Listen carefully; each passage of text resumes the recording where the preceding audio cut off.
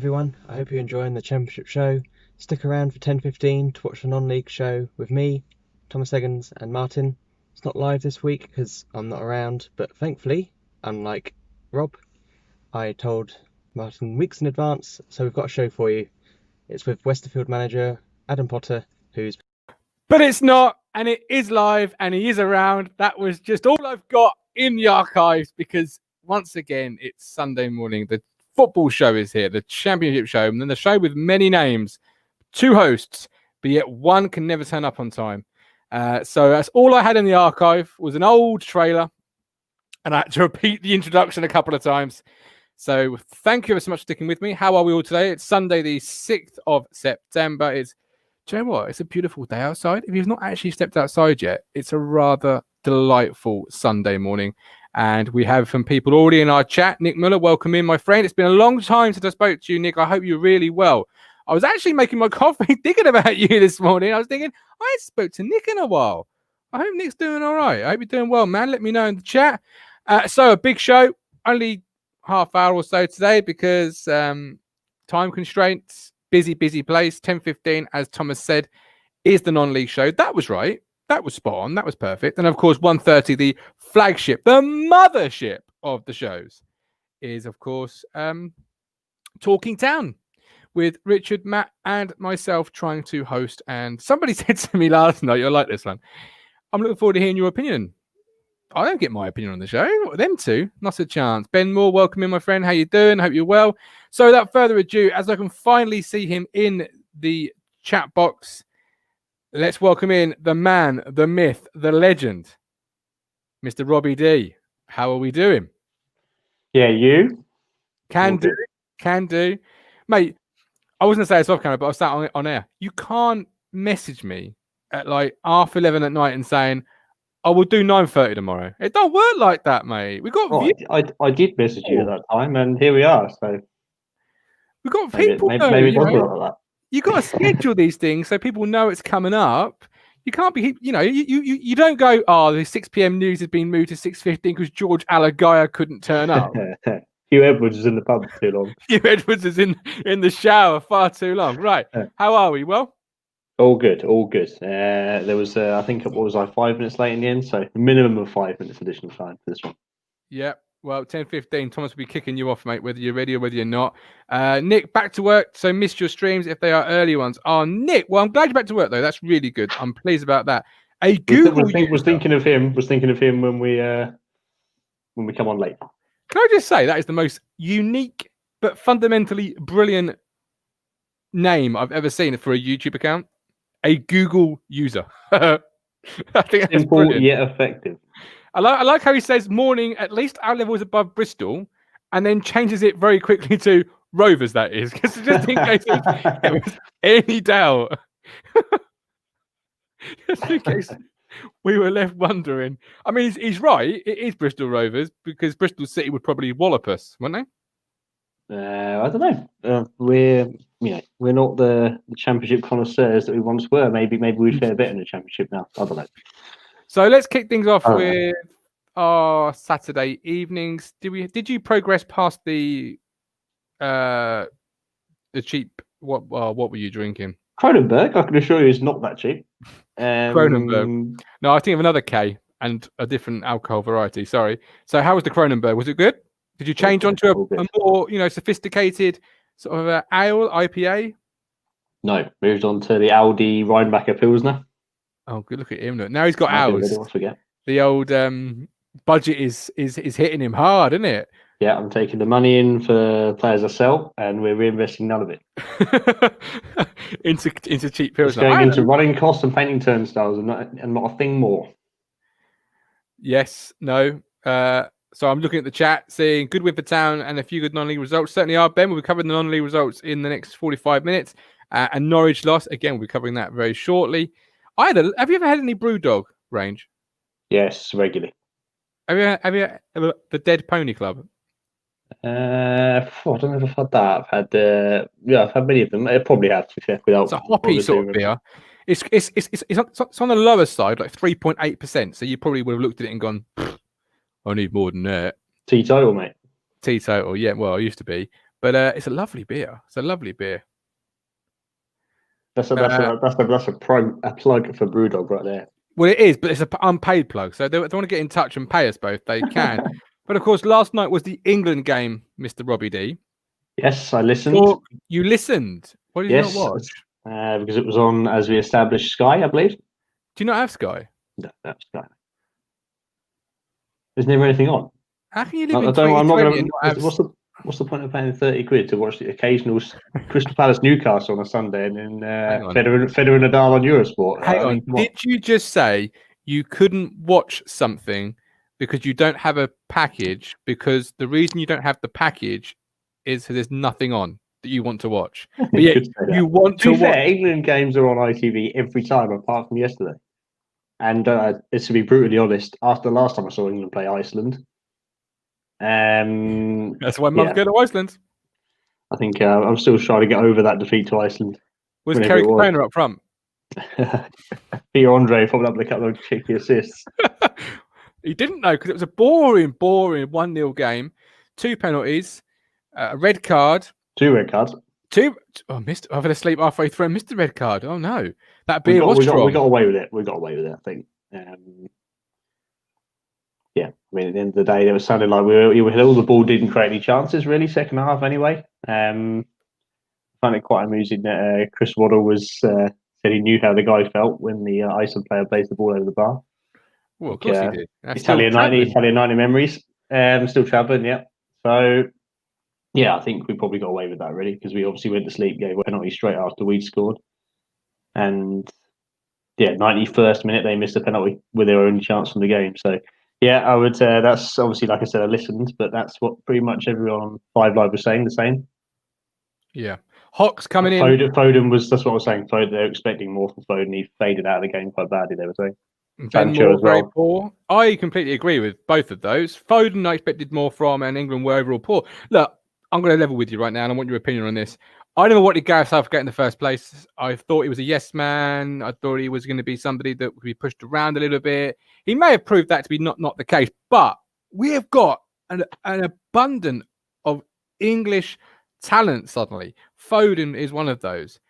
Is he the man to get the right tune? Because I think he, for me personally, I want somebody else. I want somebody to get these players firing. Yeah, but you could say that about the last 30 years of England. I mean, we've had some great proven given managers in that time, as you know. But Big Sam. One game, yeah. I watched that again. Well, one game, I remember once. Even that was a shocker. Yes, you watched that one, did you? Oh, Christ. Yeah, I did. I was like somewhere in Europe. I wasn't home. That's why you watched it. Yeah. I mean, I think Southgate's proved that he's not that yes man. I would have also said that if we'd been sitting here discussing his appointment in 2016, 17, whatever it was. I would have said the same. Yeah. I think it's proven that he's far more than that. Back.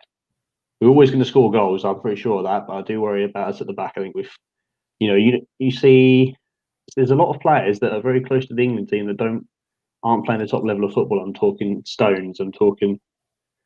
Well, perhaps even Chris Smalling's not a million miles off it. Phil Jones maybe not a million miles off it, even though they're playing, at best Serie A or whatever else, Yeah. Well, so I think that's it. Huh?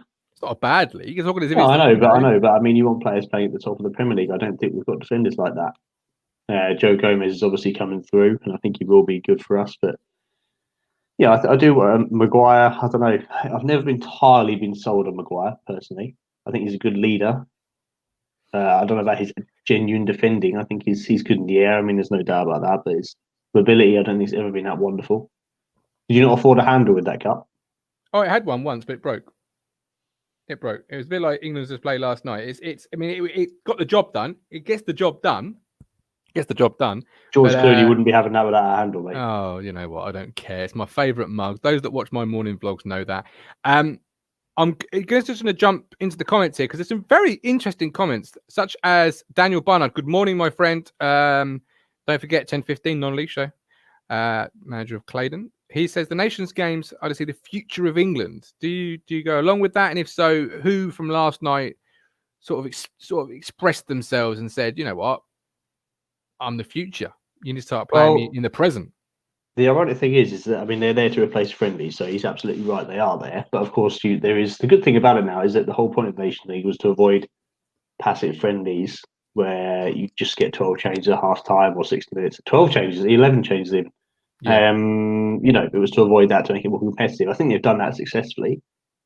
But on the flip side, I mean, I think he does try. You sort of could argue that England do give away easy caps now because they want to give everyone a chance. You've got Mings obviously has played. There's plenty of even Cresswell's had caps in the past.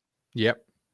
But I thought the ones that stuck out for me, I mean, Ward-Prowse, I thought is always a cracking player for me. It has been the last couple of years, but it was good to see him consistently carrying that on in an England shirt. There you go. I mean, Danny Ings just looked like Danny Ings has been for a year. He looked like normal. But those two I thought were probably two of the standouts myself. Yeah. I was disappointed a bit with Sancho. Yes. He does, of course, but he didn't take on his man enough. And Sterling, I thought, worked hard, but in the end, probably didn't have much more in product than Sancho, really. And, I think those two players in the market now would cost, what, 60, 70, 80 million each? They would cost a lot of money. Yeah, a lot of money. So, I mean, you need more from them with respect, Iceland. Yeah. There's going to be tougher tests to come than Iceland. Well, you'd imagine Denmark would be a much tougher test. Yeah. Midweek, because they're Denmark for a start. The thing is, I don't think they've got some poor fullbacks, Denmark, don't they? Yes, you really do. Convincing. Non-league is at 10:15, Dan. You're absolutely correct. We've got to get this out of the way first. We've got to get the amateurs out of the way first. Then the pros come in. I was going to say, do you think ties like Iceland, do you agree with those that say ties like Iceland are a lot like FA Cup third round when the Giants, say Liverpool, go and play, let's just put out a name, Accrington and Stanley, right? Do you think that those sort of games are like that in the sense of yesterday's sort of stats? If you look at the stats, we had 78 possession, we had 13 shots. They had 22 possession, 2 shots. We've bossed the game, not necessarily without creating clear-cut chances. We only had 4 on target. But you have to get the job done. You have to just get the result, get in and get out with the result. Yeah, I think if you win those games by hook or by crook, no one really remembers them beyond that week. You know what I mean? Like if England go and dispatch Denmark comfortably, all of a sudden that's 2 from 2 and job done, isn't it? Yeah. Yeah, I do think it's very much like that. Those FA Cup sort of third, fourth round games where it had to be a real giant killing for the opposition to probably even nick a draw or a replay, as it were. But you do get them. Iceland obviously is a country we know gets them because they beat us. Famously, Steve McLaren, while reporting for Sky Sports News, we've all seen the clip, I'm sure, where it's the Euros, and he's saying how they can't see much threat from Iceland, and then just as he says, "I can't see much threat from Iceland," they score. That was the game. Obviously, they knocked us out in. It wasn't a great game, but obviously as English fans, you want to see your team perform. And I think a little bit, actually, Rob, is you see the big results from Germany in previous years. Germany won this week 5-0 or 6-0 or whatever. And you kind of go, why don't England ever do that? You say that, but England do tend to put quite a few goals past people. I can think of plenty of occasions where they put 5 or 6 past, smaller countries. But I have to say it's normally at Wembley, or it's someone away. We're talking to Luxembourg, maybe. So I think I do think England are still in the top bunch in the world, really. I think all of those top teams, I don't think anyone really stands out. No. They're all capable. I mean, France, I think obviously are the World Cup holders, I believe. So, you'd expect them to be number 1 in the world. But I do believe that they're culpable of suffering a defeat, 1-0 defeat at Hungary or Slovakia once in a blue moon. It can happen. Yeah, and looking at other results from yesterday, Portugal beat Croatia 4-1. Is that a surprise? I don't know. Croatia are a weird one. I mean, they got some great players. World Cup finalists. Yeah, true. But I mean, I'm not overly surprised because Portugal obviously going to have attack and threat is their thing. I think Croatia probably not what they were. Probably sort of hit their peak and on the way down. I would suggest. Yeah, need the next generation to come through. Really. Yeah, but they always seem to find it. The chat is popping off. We absolutely love that. We've got Daniel. I don't understand how Trent didn't start. Any thoughts on that one? I think again, if it was a bigger game, against a high caliber opposition, I think he would have started without a shadow of a doubt. I think he'd be in the first England 11. So I don't know. I can see what he means, but then Yep. if he's experimenting, you don't need Trent to prove anything. There, we all know what he's going to do. So yeah, for sure. Our friends at Clout and Blue Army TV, welcome in, my guys. The best teams don't care who they're playing and what level they wipe the floor with them. He has knowledge of that, being a West Ham fan. Yeah, it must have happened at some point in their history. Well, not them dominating, them having the floor. That was you that came up with that. I love them. They're great guys. He's right. He's right. Yeah, you gave the example of Germany. You'd expect them to blow away an Iceland or Slovakia, Slovenia, Luxembourg, whoever it is. So, yeah, they make sure if it's a poor team, they still go and beat them by the max scoreline they can reach. Absolutely. Ben Moore, I don't see many lower league players getting in the team, and you have so many top players there. It's predictable the team being chosen. I think that's a fair point, but I think that's also a symptom of having good players, isn't it? That we've got a lot of options. You would say the England squad, especially in the midfield and going forward, is quite heavy.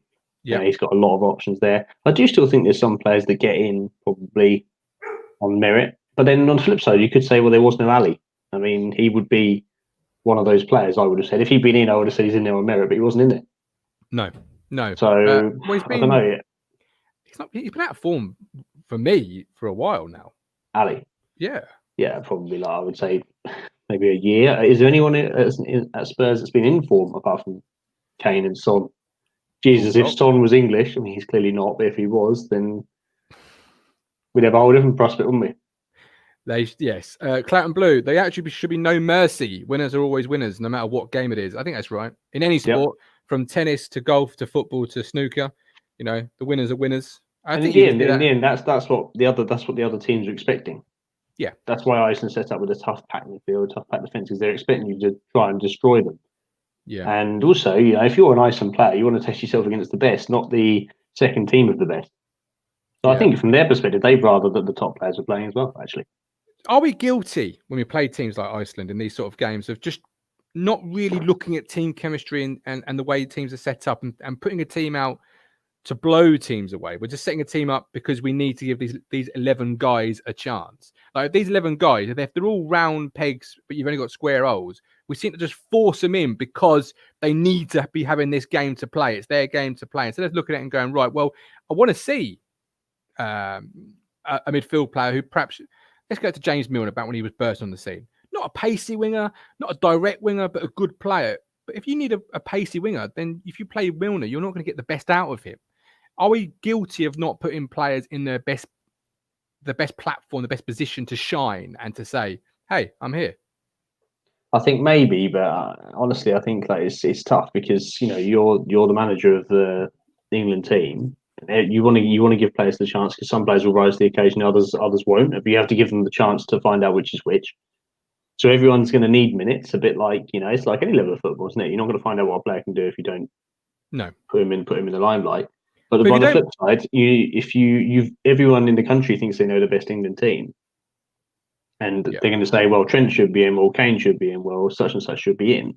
So, I mean, you've also got that. You've got the fact that certain players you think they have, based on their performance and the way their season's going, they have to be in. But then you also want to give minutes to others. So I think unless you've got like a quarterfinal of a World Cup or that the caliber of game, I'm never surprised to see that it's just sort of give somebody a few minutes to see what they can do at any cost, But isn't it a bit of an old-fashioned way of looking at it, though? Because we know what Sancho can do, for example, because you see him week in, week out on the top stage against these players he's playing at perform. So do you need to see what players can do, or do you need to pick a team that has the right chemistry, the right way of playing? All those sort of things that you can't quite put a stat down to, but where, like a 1-2, you know where the player around the corner is going to be. Like we know what these players can do, don't we? It's not the 70s anymore, the 60s or the 80s, where the Croatians turn up with some players and you go, well, I've never heard of them lot, because you don't see those leagues on TV. Yeah. We know every league in the world now. So do you need to see these players in terms of what they can do? Well, I think it's really difficult. I think it's a really tough job, managerial job for any country, but especially in ours, when you've got so many good players to choose from. because you need to have options. People need to have experience in wearing an England shirt because there will be players that are outstanding in the Premier League but can't turn in an England shirt. We've seen examples before. There's others that are the other way around. So I think you do have to somehow try and find a way to get players like Mings, probably like Grealish, maybe even like Winks as well. But then I don't know, should they be in ahead of some of the other players in their positions? Probably not. No. So it's tough because you've got to marry both up. You don't want to play a weak team, but you do want those guys to get some minutes. Yeah, absolutely. Okay, back to the chat. Cruncher76, good morning. Good morning, how are you well?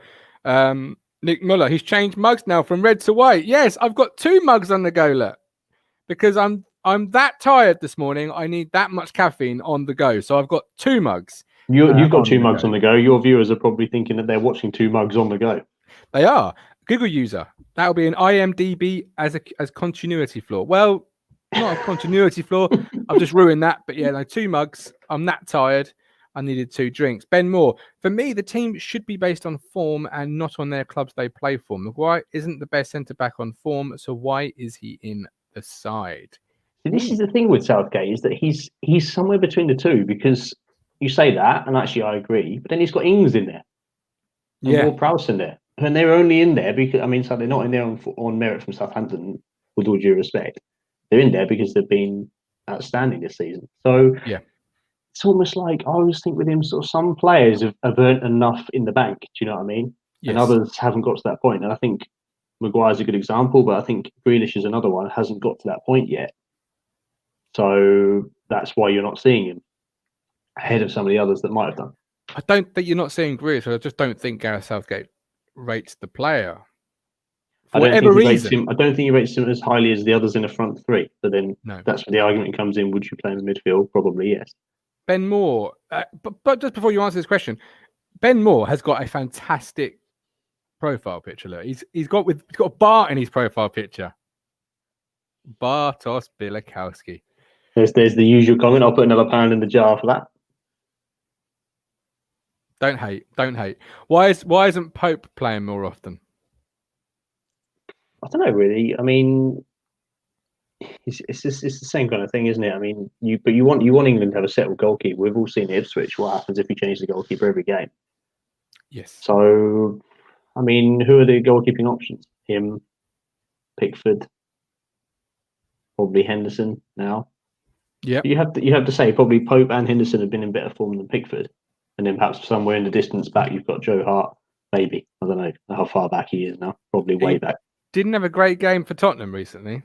He hasn't had a great game for a while. I'll never forget the one against Scotland, where 2 free kicks bent in past him in about a minute, and I think it was one against Wales as well, where Bale did. Yes, smuggled a free kick. Bale from like 500 million yards. I think I was at your house. I think we were in. You were. That was the Gary Neville appearing from. That was the Gary Neville appearing from behind the middle of the huddle. Nothing happened. I'm not even here. No, it's great. Yeah, that goal from Bale in that game though, that was a good free kick. He had some pace, but it wasn't like unbelievable. I think Hart's got a few mistakes in the bank there. Poor old. I love Hart, but yeah, you're right. I think it would be nice to see the top form keeper playing. I think you'd have to say probably Pope and Henderson are ahead of Pickford in form. Yeah, personally. But I think it goes back to your point of giving these players caps, and almost like a raffle ticket. Like, so you're in the squad, so you have to play this game because it's not a proper game. Because it's not a proper game. If you're number 2, you'll have to play because you're in the squad, and it's almost like these guys are Sunday morning level players. You've turned up every week, so it's only a cup game, so we'll give you a go. Yes, they will play you. Yeah, but it's not. It's the England squad. It should be Pope is our number 1 until you prove in your club level, which is a very good club level, by the way, you're good enough to be number 1. And then once you're given number 1, you keep holding of the jersey, right? Think about, there's been plenty of England players, outstanding English talents that in the past that have never had many England caps. I'm thinking we're talking way back. I'm talking like Ian Wright, Matt Letizia. Nowadays they'd have 50, 100 caps, wouldn't they? They would. And I don't know how many they got, probably 30 or so. Steve Ball's back in the arena. I thought you were going to elaborate your point further. Sorry. Daniel, I put Saka instead of Sancho. I'm not sure about that one. I think Sancho's, proven a lot more. Saka's definitely an up-and-coming player, but Sancho is obviously, as you said, you've seen him week in, week out doing his thing. And to be honest, you would have expected him to do that against Iceland. So it was, I can Well, I absolutely see why haven't, I picked him. because I don't watch German football, but I know you do. Oh, well, you see, I haven't got Sky. So of I'm course. picking and choosing when I see him. Oh, okay. Bit of Champions League, bit of European football here and there. A bit of what, sorry? Huh? You sounded like Steve McLaren then. A bit of Champions League. Champions League, yeah. Arsenal. The big game for us. Love that interview. Was it FC20 he was managing? It was, yeah. It's how you say. It got me. The bit when he says how you say. What do you mean how you say, Steve? You're from born and raised on the streets of So not only this week that we have England, we had the biggest U-turn in history. Did you see this one coming, or was it always going to be played out this way? Lionel Messi, or Lionel Messi, rather, not Lionel, Lionel, is staying with Barcelona. Have you seen the classic GIF? It must have taken someone at least 15 minutes to put his face on Leonardo DiCaprio in Wolf of Wall Street. Oh, yes, not leaving. I've seen it. It was only a matter of time, wasn't it? Only a matter of time. It certainly was. What do you think on that one then? What's the thoughts there? Was that about the president's? I think he was. I don't think he was ever going to go. As soon as it was established that he couldn't leave for free, no one can afford his wages and the transfer fee. Simple as that. There's not a club on the planet. No, not a club on the planet. Not even China. Not even there is nobody. So I don't know. I think to a point he was always trying to force a bit of change at Barcelona to change their way of thinking. In some ways, it's sort of admirable because he was putting himself on the line for the whole world. I think he was leaving for money to try and change the club. Yeah. In some ways, you can sort of admire it to a point, but I mean, at the end of the day, it was obviously fairly quickly apparent that once he can't leave for free, the list goes from 3 or 4 clubs on the planet to none. Very quickly. Yeah, and I think they're going to change president anyway. I mean, if you're running for president of that club, you're going to back Messi, aren't you? Because as soon as you back Messi, you've got the whole fan base behind you. Wasn't that what it was really about? Wasn't it more of a political play? Because he doesn't appear from the outside looking in to be quite happy with the way the president's been running things or doing things. I think there's that, but also if you read about it, it seems that president's almost certain to be gone. So I think it was Well, he is now. He is now. Yeah, he's made sure of it, hasn't he? Maybe that was the whole point. In which case, he's done it successfully. When the biggest player at your football club, not the biggest player, but a living legend, says, "Nah, this guy's not this or this guy's not that," people sit up, don't they? But it's not just that. If listening to stuff about Spanish football, it seems that all the fans were already thinking what Messi was thinking, and Messi's gone on their side. So all of a sudden, you've got the fans, your best player, the dressing room, probably the manager, all united. I mean, that's unstoppable. Ben Moore, I can't see them challenging unless they can replace Suarez, Rakitic, and Coutinho.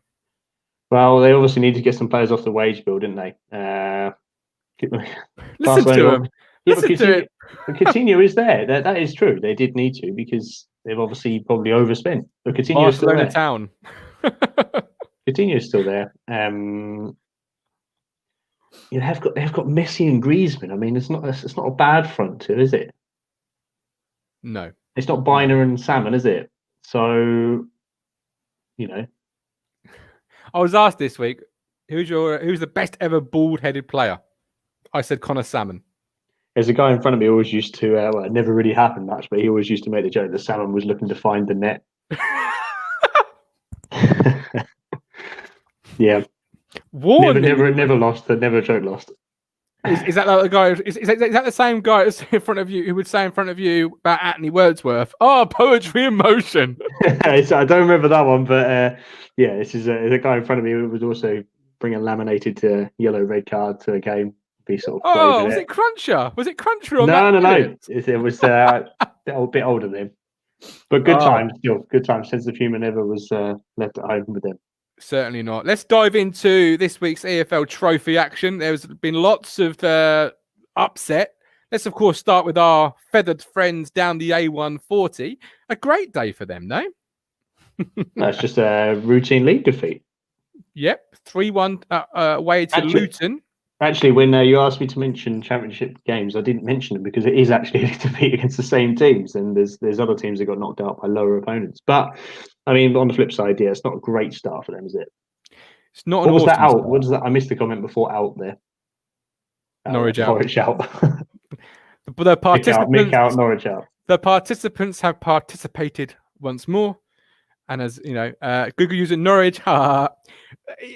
We can't laugh too loud if you support blue and white. Come on, let's take what we can. When's the last time we got further in anything than them? Well, let's just enjoy a little moment until we get knocked out by Lincoln in the next round. Norwich fans will tell you we had injuries.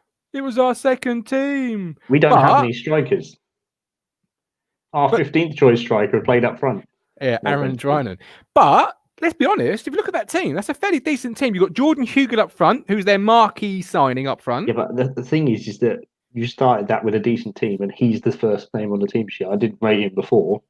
They've bought him, though, Rob. I know. I don't see that. I mean, he's a big lad, but I think that I expected him to buy better, if I'm honest.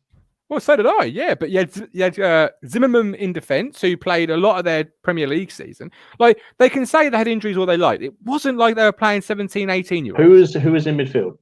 Because that's where their best players are. Oh, what, for Norwich? Yeah, I didn't check the team. Tell you what, give me your second cup result and I'll find out for you. Oh, man. Well, I thought, Harrogate did well. Yeah, I think they took Tranmere to penalties, didn't they? So hold on. They did. Right, here we go. I've got the team. It was Barden in goal, who's obviously a young lad. Then you had a back four of Mwamba, Zimmerman, Kloss, McCallum. I mean, Kloss and Zimmerman, that's their centre-half two of the league-winning season, wasn't it? Tetty is captain, Rupp, Steeperman, Dow, Martin, and Hugill. It's hardly a who's who of the 18-year-olds, is it? No, but on the flip side, there's quite a few players missing from that, isn't there? That midfield, I always thought their midfield was what got them promoted. Tetty's not the player he used to be, is he? No, I mean, but you wouldn't have expected him to be. I mean, I've just got to look at the bench. I was expecting to hear Vrancic. I don't know how their injury situation is at all. I won't lie. I was expecting, Vrancic, Wendy, Campbell, and so on and so forth. I thought Derby did well to get a mighty 0-0 with Barrow. Well, it's tough with the cups, isn't it? Especially when you probably didn't play your first team.